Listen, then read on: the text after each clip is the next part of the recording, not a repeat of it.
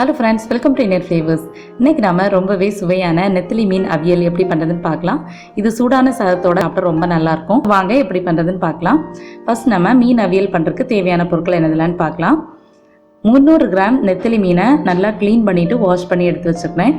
தேவையான அளவு உப்பு, ஒரு பச்சை மிளகாவை நீள வாக்கில் கீரி எடுத்து வச்சுருக்கேன். இது வந்து நல்ல வாசனை கொடுக்கும் நம்மளோட மீன் குழம்புக்கு.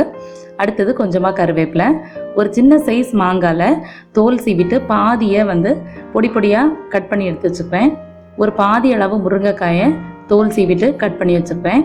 2 டீஸ்பூன் அளவு எண்ணெய், 1/2 டீஸ்பூன் அளவு கடுகு, அரைக்கிறதுக்காக 1/2 கப் அளவு துருவின தேங்காய், 1/4 டீஸ்பூன் அளவு மஞ்சள் தூள், 2 பல் பூண்டு, 2 பச்சை மிளகாய், 2 சின்ன வெங்காயத்தை தோல் உரித்து எடுத்து வச்சுருப்பேன். அப்புறம் 1/2 டீஸ்பூன் அளவு ஜீரகம். இதெல்லாம் நம்ம வந்து அரைச்சி சேர்த்துக்க போகிறோம். ஃபஸ்ட்டு ஒரு கடாயில் 2 டீஸ்பூன் அளவு எண்ணெய் சேர்த்துடலாம். எண்ணெய் சூடானதும் நம்ம வச்சுருந்த கடுகு ஆட் பண்ணிக்கலாம். கடுகு பொரிஞ்சதும் கொஞ்சம் கருவேப்பிலை ஆட் பண்ணிக்கிறேன்.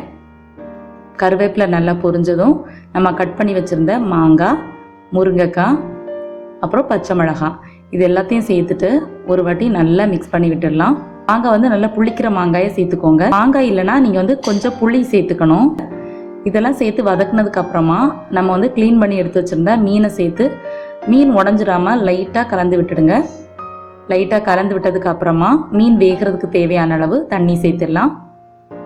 இனி இதுக்கு கூடவே அவியலுக்கு தேவையான அளவு உப்பும் சேர்த்துக்கலாம். இனி நம்ம மீன் வேகிறதுக்காக மூடி போட்டு கொஞ்ச நேரம் வேக விடலாம்.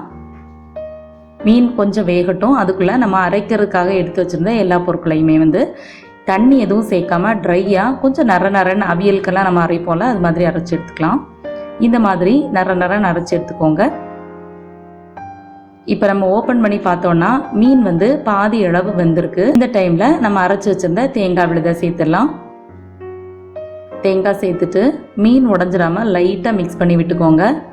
அந்த ஓரங்களில் இருந்து மிக்ஸ் பண்ணிங்கன்னா கரெக்டாக இருக்கும். ரொம்ப மிக்ஸ் பண்ணிடாதீங்க, அப்புறம் மீன் உடஞ்சி போயிடும்.